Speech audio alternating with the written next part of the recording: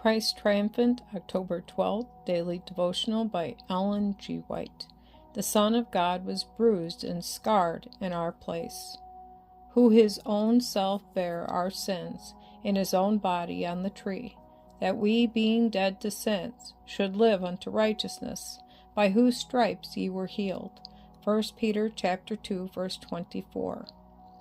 Well might all heaven be astonished at the reception their loved commander received in the world, that a nation claiming to believe prophecy should deny him, that they should go forward in face of warnings and predictions, close their eyes to light and fulfill the prophecy's every specification, and yet be so blind, so deluded by the enemy of souls, that they claim to be doing God's service.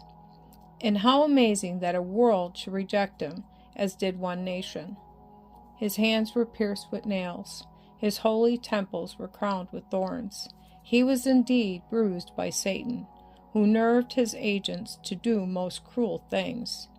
Our salvation was wrought out by infinite suffering to the Son of God.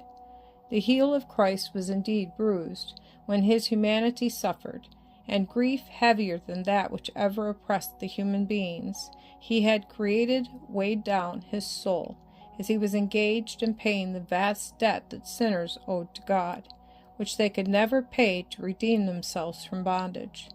On him was laid the transgression and grief of us all.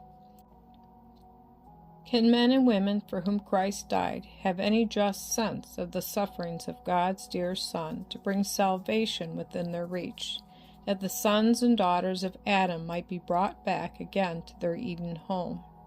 The conflict was so severe that he was fainting and apparently dying on the field of battle, when angels from the world of light came to the royal sufferer and ministered unto him and strengthened him with food.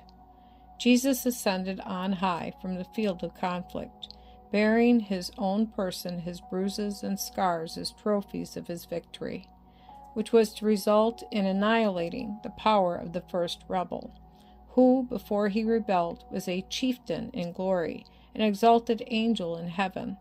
There was rejoicing in heaven, and the proclamation was carried to all worlds that the ruined race was redeemed. The gates of heaven were thrown open to the repentant race, who would cease their rebellion and return to their allegiance to the law of God. The great head of the church left his work with his delegated servants to carry forward in his name. Christ's followers are not left to carry on this conflict against Satan in their own finite strength. The captain of our salvation stands at the head, unseen by human vision. The eye of faith discerns their captain and obeys his orders.